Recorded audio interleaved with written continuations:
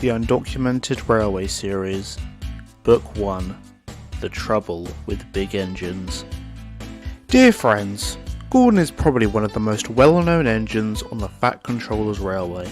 Being one of the biggest and always pulling the express is bound to bring you a lot of attention.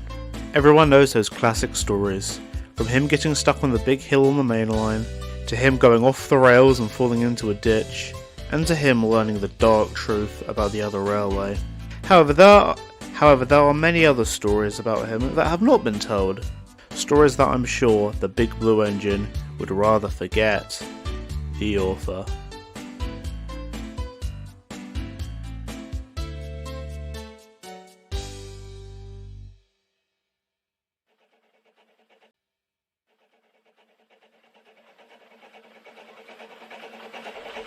Story 1. Falling on Deaf Ears. It's no wonder everyone decided to name that big hill after me, Gordon declared one day, completely unprovoked. I am the biggest and most grand engine this railway has ever seen. A big, grand engine should have a big, grand place named after him. You little engines wouldn't understand. The engines all just smirked. Gordon didn't know that they only nicknamed the hill after him because he had gotten stuck on it a few days ago. Unfortunately for them, this action only made Gordon more boastful than ever. As Gordon would hurry down the main line, he would blow his whistle loudly at everyone he saw. "Make way! Make way!" he would shout. "An important engine is coming through." Back in those days, Gordon's whistle was very high-pitched. It was a shrill noise that went right through your ears. Gordon, however, was proud of his whistle. To him, it meant that everyone knew that he was coming. Two other engines in the shed, Henry the Green Engine and Madison the Red Engine, were complaining about it one day. "He don't know when to stop," grumbled Madison. "I was waiting at Marin today, and he came down the other side of his hill, shouting about how grand and important he is." "I know," cried Henry.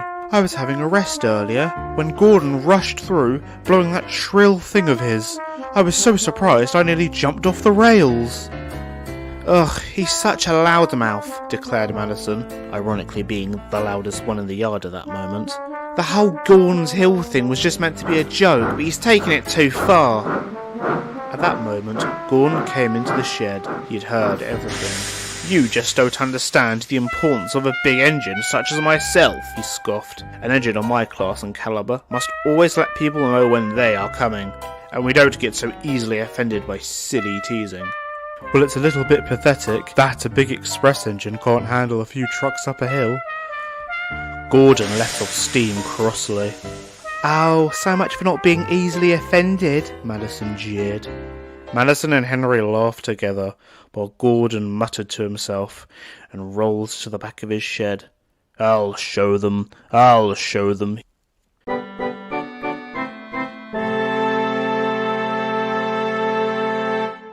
The next morning, Gordon's coaches were happily resting at the big station. The passengers were all boarding the train, and the guard and porters bustled up and down the platform. Everyone was just getting on with their usual morning routine. Beep! And then came Gordon, snorting into the station and letting off huge clouds of steam. Everyone on the platform jumped. A young boy covered his ears, a station porter fell over in surprise, landing on the baggage trolley, and a grown man fainted. The coaches were very cross and started to twitter angrily, but Gordon ignored everyone. "They must know that I am the premier engine of this line," he declared to himself. His driver and fireman sighed. Gordon had only been on the railway for a few months, but they were finding this engine to be quite the handful. Soon, once everyone had calmed down and boarded the train, it was time for Gordon to leave. He blew another loud whistle and he huffed out of the station and towards the open line. Gordon's journey was not very pleasant. He whistled at everyone he saw. People and engines would shout crossly at him, livestock would go running in their fields, and a lot of old ladies called the police. Gordon wasn't bothered, however. To him, they needed to know their place. It was rather quiet when Gordon arrived at Tidmouth. He tried to blow his whistle, but nothing seemed to happen. He tried again. Still nothing. "What's wrong with my whistle?" he bellowed. His driver and fireman were not happy, and once they had stopped at the station, they came over to speak to him. But to Gordon, they spoke so quietly, he couldn't make out a word that they were saying. "Would you speak up?" the big engine demanded. "I can't hear a word you're saying." The driver and fireman looked at each other, before smiling and shaking their heads. This only confused Gordon and made him even more cross. "Is this some kind of a joke?" he snapped, even louder than before. His crew just walked away, leaving Gordon on the platform, baffled. Soon, a small blue tank engine, whose name was Ethan, was called to move Gordon to the sidings. Another engine took over Gordon's train, much to his annoyance. He shouted at everyone as loud as they could, but no one seemed to answer him. Gordon sat on his siding for quite a long time. As time went on, Gordon noticed that it became less and less quiet. He could hear the sounds of Ethan shouting about the yards, ships coming in and out of the harbour nearby, and the sounds of engines puffing in and out of the station. He was rather confused, but also fascinated. How come he had never noticed this before? At that moment, Mr. Hat, the fat director, as he was known back then, arrived. "Feeling better, Gordon?" he asked. I suppose so, sir," Gordon muttered. "But, how come everyone was ignoring me earlier?" The fat director looked stern. "It's simple, Gordon. You couldn't hear anyone because you temporarily lost your hearing." Gordon blinked, confused. "It's because of all the whistling that you were doing," the fat director continued. "That whistle of yours is shrill and loud, and with you blowing it so much, no wonder you went and lost your hearing." Gordon was surprised and rather embarrassed.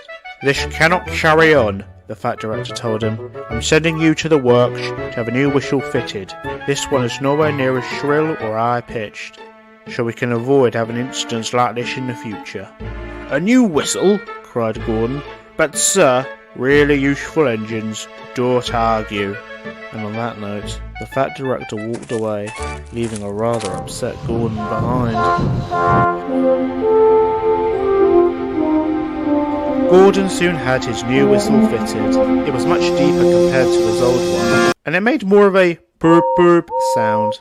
The other engines teased him at first, but Gordon didn't mind.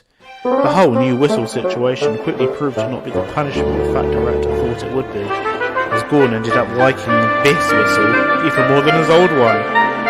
Boop boop, make way for the express.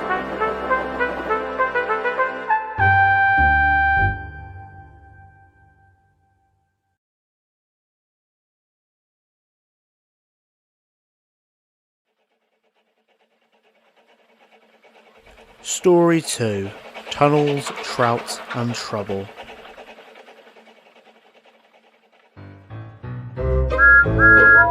There was uproar at the sheds. The noise was awful, as every engine complained, grumbled and shouted.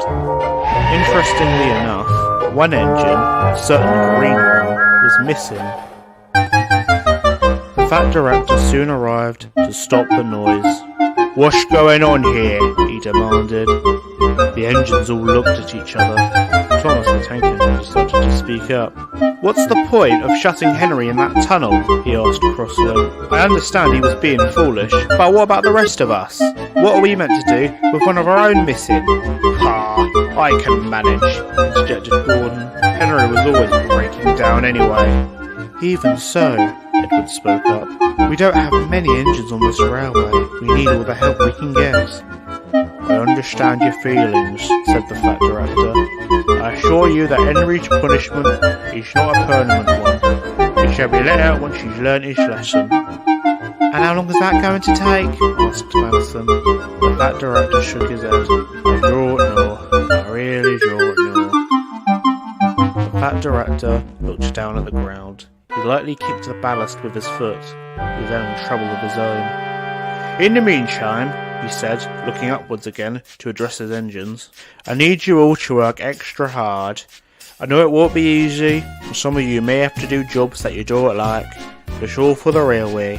"Does that mean that I get to pull trains for once?" asked Thomas cheekily. The fat director gave him a look, and Thomas went quiet. I shall let you know if there are any changes to the timetable, the Fat Director went on. In the meantime, you all best get some rest. And so the Fat Director left, leaving the engines not feeling any better. The next morning, the engines were still talking about Henry. Gordon, as usual, was being the loudest. Fancy worrying over the absence of Henry, he declared rudely. We'll be just fine without him. That engine has never done a hard day's work in his life. Madison was cross. She cared deeply for Henry. You won't be saying that once they put you in a job that you don't like. Oh, please, sniffed Gordon. Henry had his uses, yes, but this latest stunt of his won't affect my timetable. Just stick a toe like Henry did. Well, you'd never catch me acting so foolish. Madison simply gave Gordon a disapproving look, but had no energy left to argue. With Gordon, there wasn't really much point.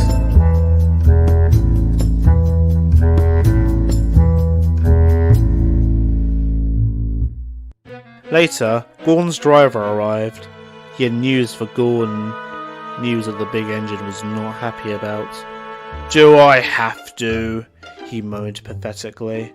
Yes, you do, replied the driver sternly. Edward and Madison are busy with their own work. Those other blue engines, though, what are their names? Tweedledum and Tweedledee, they're away.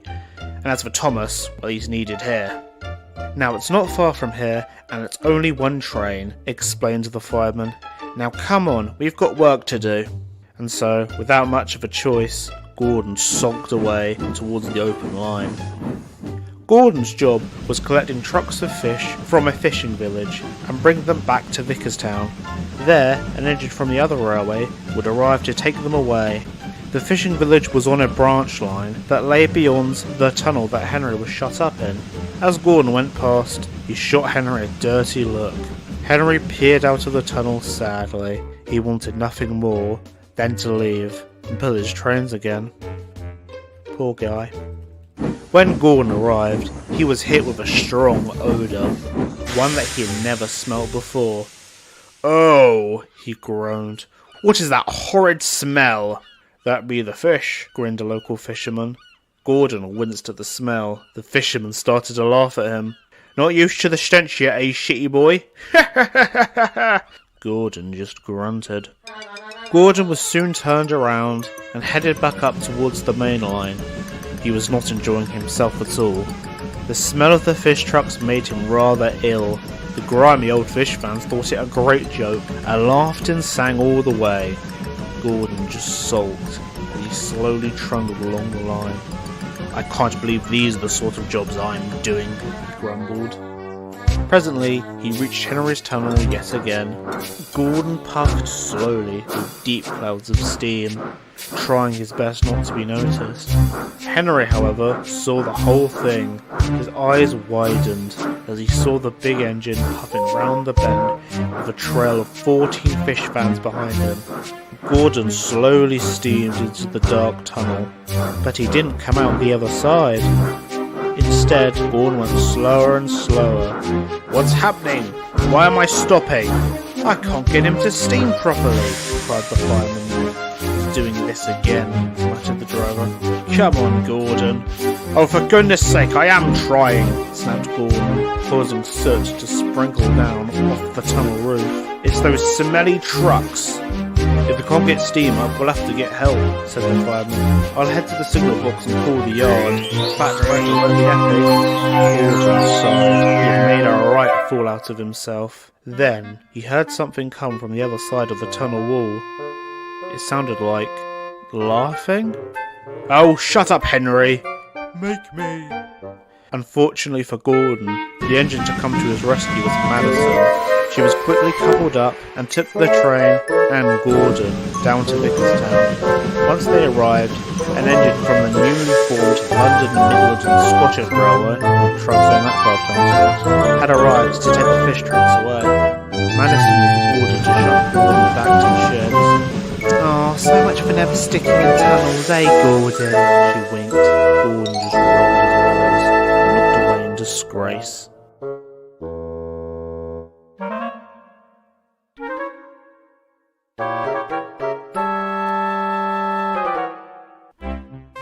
Henry would soon be let out of the tunnel a few weeks later, where he returned to work as normal. However, he was only let out when Gordon burst his safety valve and could no longer pull the express. The Fat Director was not very pleased. "I never liked these big engines," he thought to himself.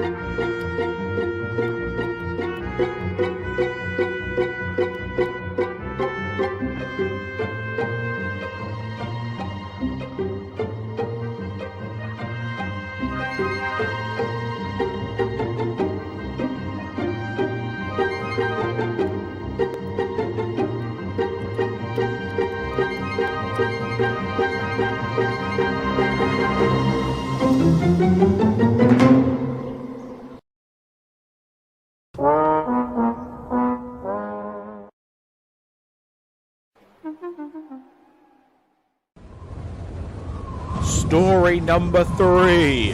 The Curse of the Square-Shaped Buffers. Are you serious right now? The Fat Director was fuming. Gordon had had yet another accident. This time, he'd crashed into the buffers at Teignmouth Station. He had been coming into the yards much too quickly, and it had made a terrible mess. "Sir," cried Gordon, looking for every excuse under the book, "it was that 98462! She told me I was too slow with the express, and that I needed to be on her level." "And so you came storming into the station over the speed limit?" cried the Fat Director. Gordon said nothing. He felt rather silly now. "It's off to the works with you to have new buffers fitted. Once that's done, you'll pull goods trains until you've learnt about speed etiquette." "Yes, sir," said Gordon sadly. Gordon was at the works. His front had been mended, and he was waiting for his new buffers.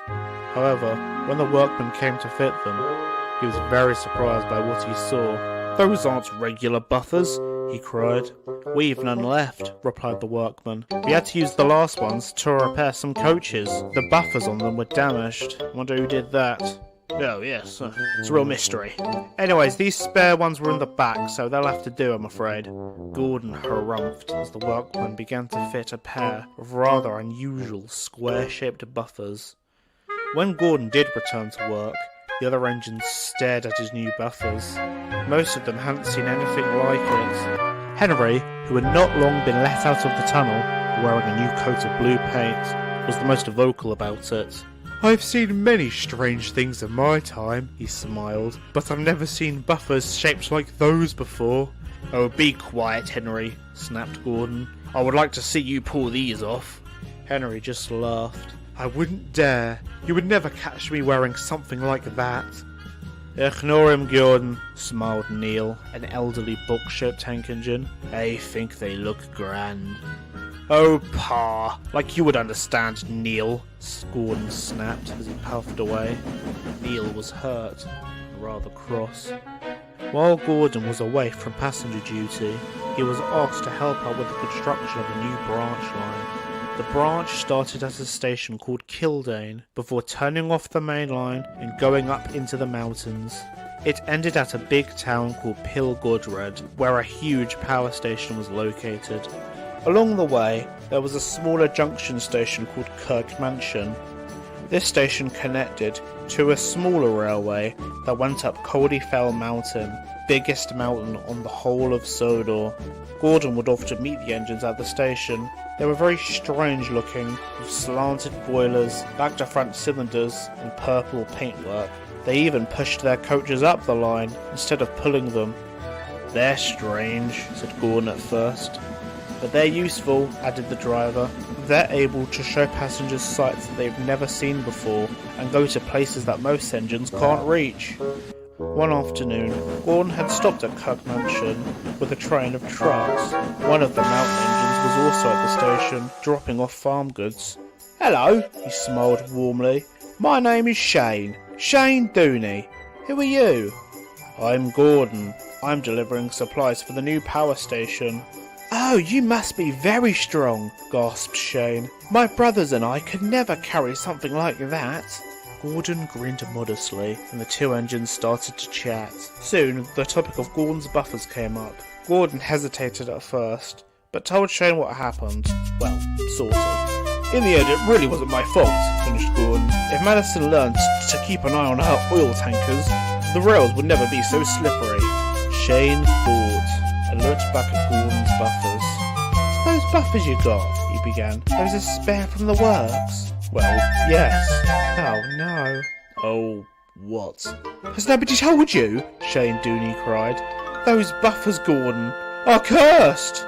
"Cursed?" repeated Gordon. Yes, persisted Shane. "Many years ago they belonged to an engine who worked on your railway. I'm a bit fuzzy on the details, but from what I heard, this engine constantly had bad luck. They believed that his curse was down to his unusual shaped buffers. Then one day, he crashed, right off the rails with a passenger train. The only thing to be salvaged from his wreck were his square-shaped buffers. The buffers that caused him so much grief. And the very buffers that you are wearing. I fear, Gordon, the curse might have passed on to you." Gordon stared, then snorted. "Puh, cursed buffers. Don't be vulgar." "Don't say that," cried Shane. "You'll make them angry." Gordon raised an eyebrow at Shane, before puffing away. All this talk of cursed buffers, well, to him, it wasn't very dignified. However, when Gordon arrived at the new power station, there was trouble. "The turntable isn't working, I'm afraid," said the foreman. "You're going to have to take the down train backwards." Gordon spluttered. "Backwards?" "We have no choice," sighed the driver. "Come on, let's just get this over with and get home." Gordon seethed in fury as he was coupled onto the back of his train and started pulling it backwards down the line. As they passed the junction for the mountain railway, Shane Dooney gave Gordon a pitiful look. Gordon just ignored him. "There's no such thing as curses. There's no such thing as curses. There's no such thing as curses," he grumbled to himself as he continued down the line. Soon they were heading towards Kildare. "There's no such thing as curses. There's no such thing as curses. There's no such thing as... Whoa! And with a sudden jolt, Gordon stopped. He looked back in surprise and groaned. The points leading back down to the main line hadn't been set right, and Gordon's back tender wheels had been derailed and were now blocking the main line. His driver and fireman examined the damage. "We best call for a crane," sighed the driver. "I hope it gets here quickly. It'll be dark soon," replied the fireman. As the sun began to set over the mountains in the distance, the breakdown gang finally pulled in. The train was being pulled by Neil, who found Gordon's situation rather funny. "Oh dear, Gordon," he laughed heartily. "It's not funny," Gordon snapped back. "Just hurry up and get me back on the rails." Soon Gordon's tender had been re-railed. The points, however, were damaged and needed repairs. "Ugh, I'm afraid it will be a rather long wait before we can get moving again," sighed Neil.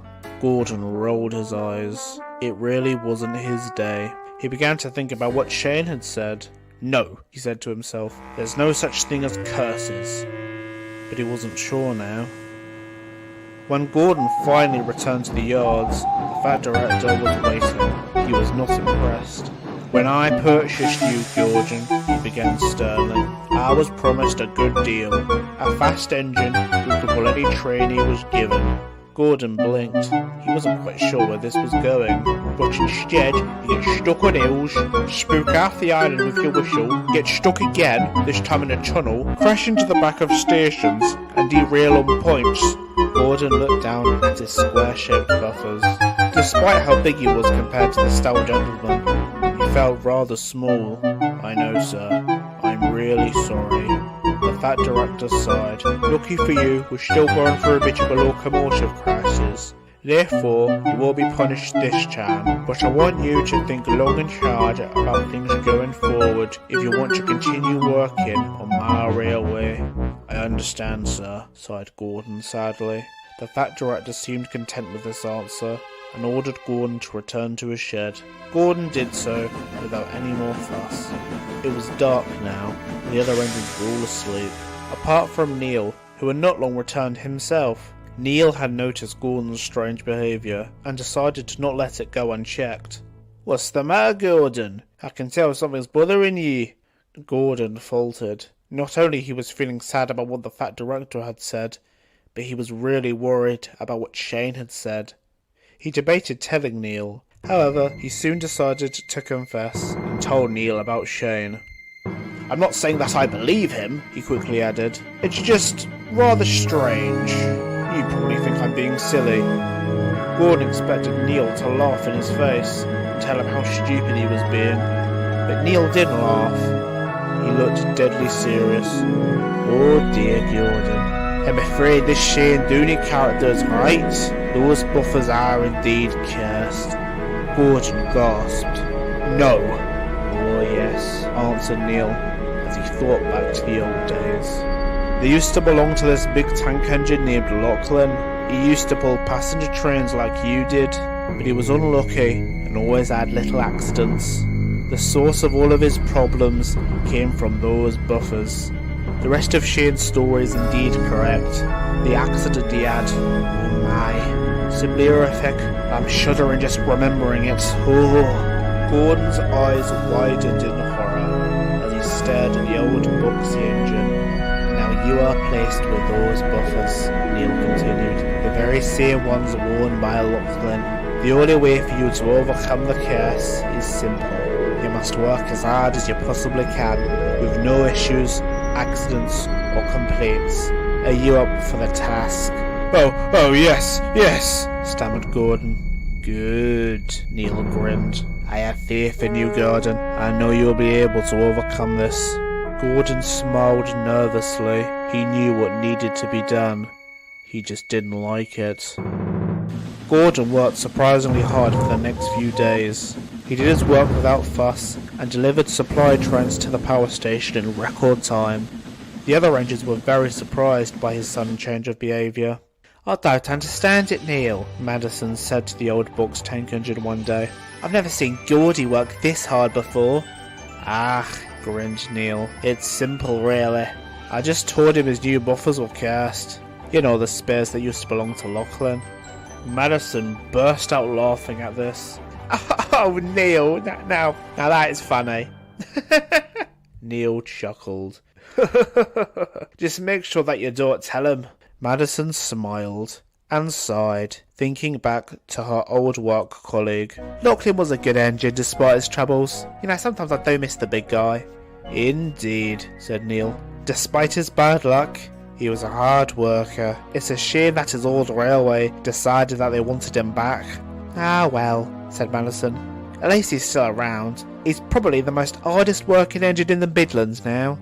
"Ugh, kinda like Gordon," added Neil. "Right now, he's probably the most hardest working engine on Sodor." At last, Gordon was soon allowed to take his express trains once again. The Fat Director had been very pleased with his work.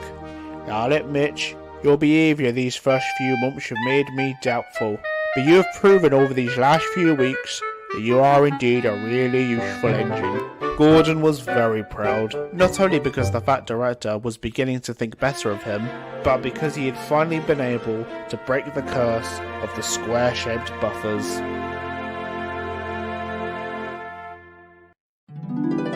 Of course, he wasn't very happy when Madison finally did tell him that the whole story was made up.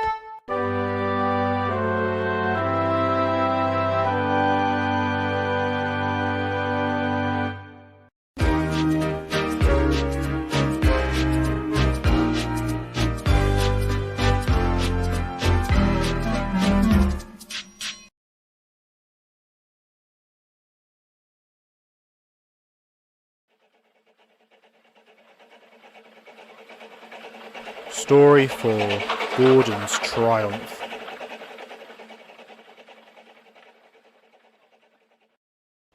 Gordon had been good for several days. He'd been working hard on the express trains to try and make up for his not-so-good first year. Soon the seasons changed from summer to autumn, and Gordon was starting to show everyone that he could be a success. While Gordon was finally proving himself to be a valuable asset to the railway, it did come with a price. Not for anyone that major, just for one engine.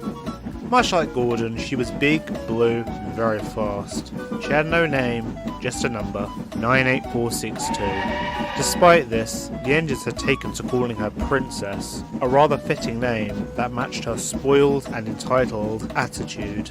She had originally been sent to the railway on trial, however she ended up being painted in Northwestern colours, and it didn't seem like she was going anywhere anytime soon.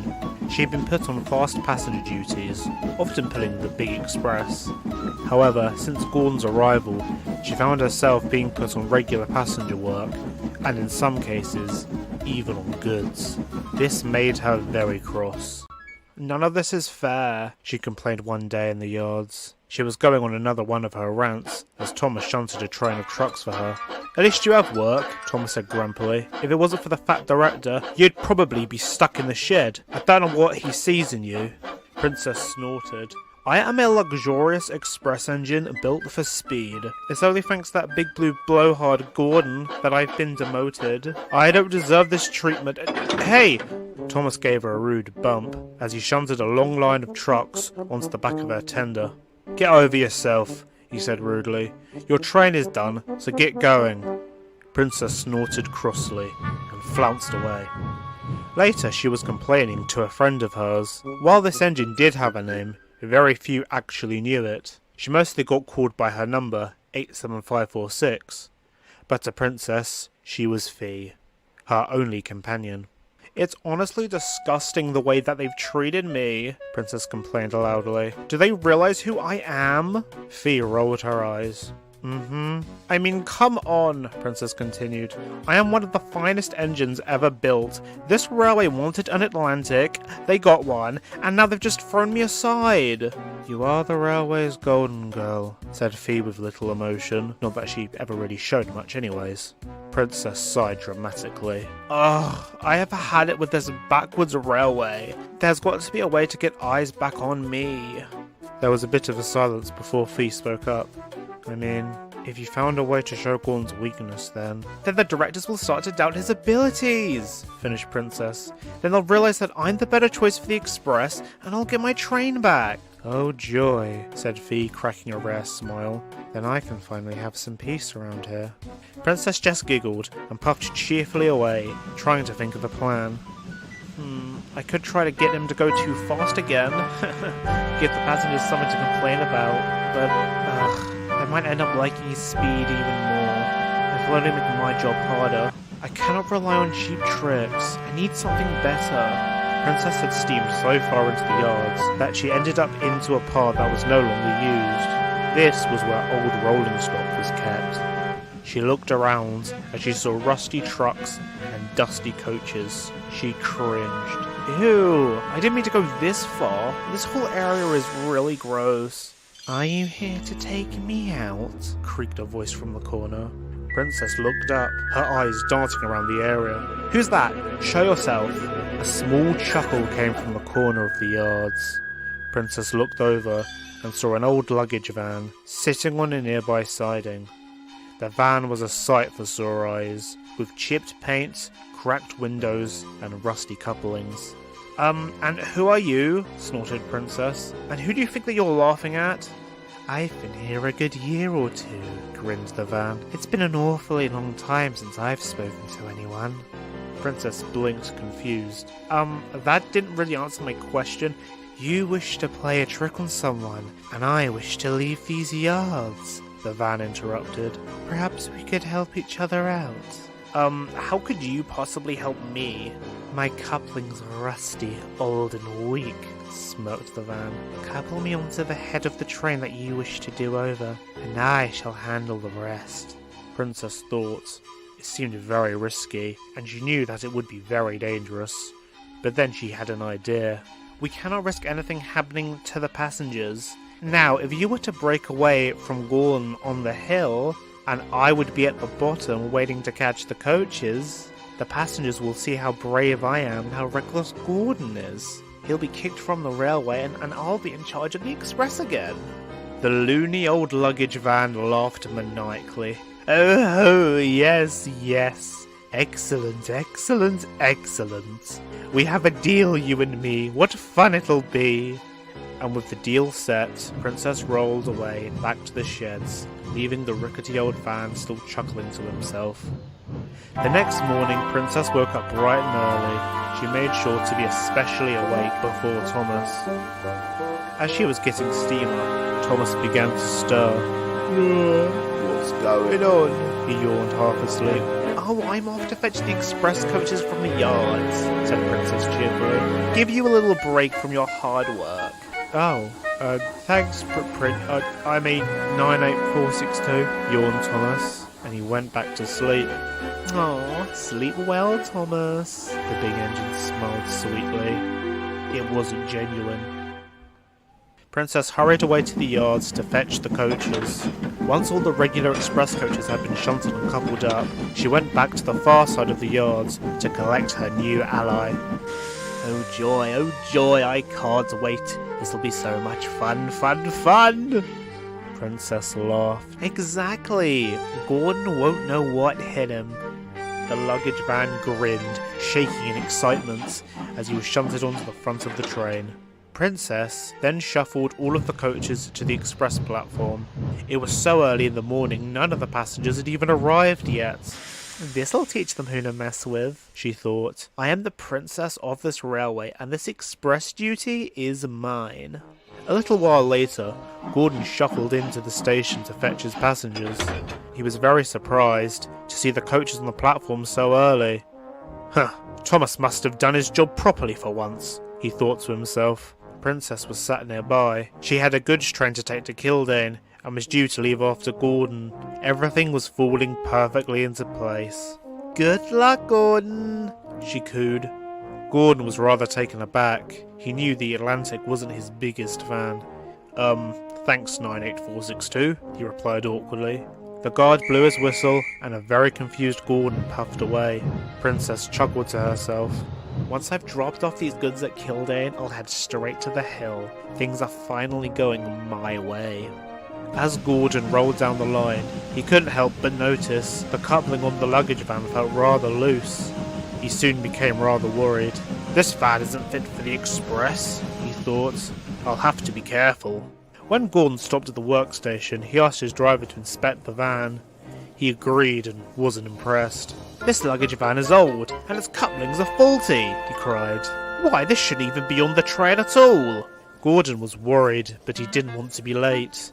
We have no time to take it off, he said. Is there a way that we can tighten the coupling?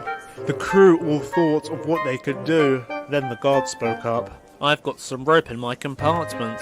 We can tie it around the van's coupling and loop it around Gordon's. It's not perfect, but hopefully it will hold over the hill. It's risky, said the driver, but we must keep to time. Then do it, cried Gordon. I'll be extra careful for the rest of the trip. And so with that, the plan was put into action. As this was going on, the van said nothing, and simply let it happen, with a big grin on his face. It wasn't long until Princess came puffing in with her train of trucks.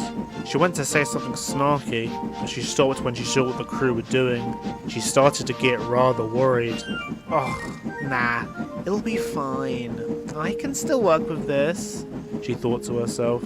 Soon, it was time for Gordon to leave. He was now running a few minutes behind schedule. He rolled carefully out of the station, making sure that the rope didn't snap. I can't afford to make another mistake, he thought to himself. Fortunately, the rope held firmly in place, and Gordon was soon hurrying down the line once again. Hurry, hurry, hurry! They rocketed past Kildane, where Princess was dropping off her trucks. She slyly watched as Gordon rolled by. That goofy van better not fail. Oi, interrupted the foreman. Can you shut these trucks into place? Oh, but I've got places to be, moaned Princess. Yeah, well, so do I. Now get to it. Princess snorted and began to shunt the trucks away. This is so below me, she thought to herself. Thank God I won't have to pull goods trains for long. Soon Gordon reached the hill. He knew this would be the hard part, as he felt the coupling and rope tighten on the van. He began to slow down as to not snap the rope, but he could feel the weight of the train behind him. It began to hold him back. Come on, come on, he huffed. Don't be silly, don't be silly. The van just laughed and began to hold back. Careful, Big Blue.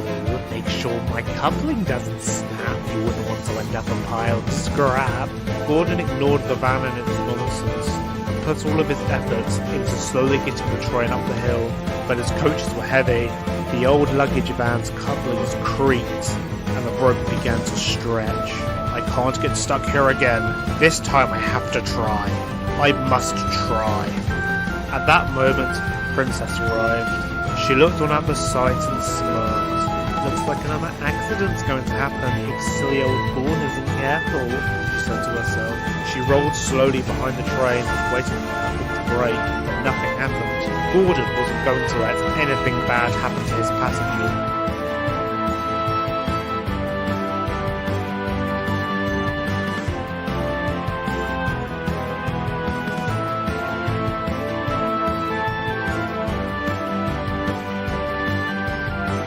He had made far too many mistakes, and he wasn't about to make another one. Lives could be at stake here. Right, Princess thought. I see what needs to happen. And Princess buckled up onto the back of the train and began holding back. Gordon groaned as he felt the train go heavier. The coupling on the luggage van creaked and a bolt came loose. Come on, he winced. Heave-ho, heave-ho, you can pull but I won't go, sang the luggage van. But Gordon was determined. He gave one last big effort and pulled the train as hard as he could. Sparks came erupting from his funnel like a volcano. Princess was losing the battle. She was no match for Gordon. This way to me, she hissed to the coaches. I'm not letting my express go.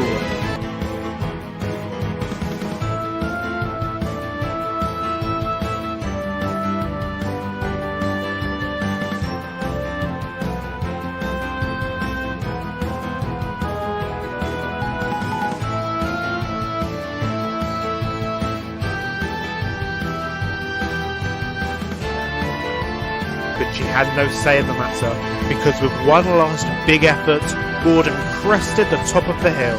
The van's chain began to even out, and soon followed Gordon over the summit. The coaches quickly followed. Princess was furious. No, this isn't fair. But no matter how hard she tried to hold back, Gordon could now easily overpower her as he began to roll down the other side. It's all downhill from here, he whistled. He'd never been more proud of himself. He went so fast down the hill, Princess was unable to keep up. Slow down! But Gordon didn't hear her. In an ironic twist of fate, Princess felt her own coupling snap, and she was left behind, skidding down the hill in fright. Gordon rocketed away, with the luggage van cackling like a madman behind him. Princess quickly brought herself to a stop, and watched as her train went around the bend, under the bridge, and was gone from sight. Soon Gordon reached the other end of the line. He was a little late, but the passengers didn't mind. After everyone had disembarked, to Gordon's surprise, the Fat Director arrived. He had been on his train, and he was smiling. I'll admit, Gordon, I haven't been best pleased with your behaviour to start with. Yes, sir, I understand, Gordon said hastily. He blushed with embarrassment as he reflected on his behaviour over the last year. The Fat Director cleared his throat. But after seeing how well you've managed on the Peel Goods Red Line, as well as on the Express, it's clear to me that you can be a really useful engine. Oh well, thank you, sir, Gordon smiled modestly. Keep up the good work, Gordon, said the Fat Director, smiling back. If you're really good, sometimes I may even let you take director's trains. How's that? Oh yes, sir, Gordon beamed. I'll be as good as gold from now on, don't you worry. Good. Keep up the good work, Gordon. I look forward to be on your trains in the future. And with that, the Fat Director walked away, leaving a much more humble Gordon behind. You know, maybe this railway isn't so bad after all. But he said that bit to himself.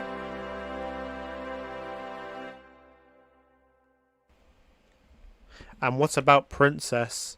She slinked feebly into the yards later that evening. She looked all over the place, searching for that van. She soon found him, parked on the end of a siding in front of a small stream. Princess was fuming. Like, what the hell was that? She demanded. You were meant to break away from the train, and I was meant to catch it, saving the passengers. You didn't even try! The van looked at Princess with a raised bushy eyebrow and winked. Do you really think that there's an ounce of loyalty in me? All I wanted was to have one last run, one big hurrah! And I got that. Princess stared. Her eye twitched. So you're telling me I helped you for nothing? I wouldn't really say it was for nothing. We had so much fun. What a grand adventure. Would do it again in a heartbeat. And the van started to laugh again. His manic cackle and howls filled the air as Princess stared angrily at him in utter disbelief and betrayal. You lying little, and Princess jerked violently forward. There was a terrible crash. Princess opened her eyes and looked onto the sight in front of her. She had smashed the van right through the buffers and into the stream. Princess looked down at the murky waters, staring at the waterlogged luggage van. He was even more battered, with chunks of wood being thrown clear. His door was now on its hinges, and one of his wheels appeared to now be missing. Despite his injuries, the van still softly chuckled. Guess you can't please everyone. Princess said nothing. She simply rolled away and headed back to the sheds.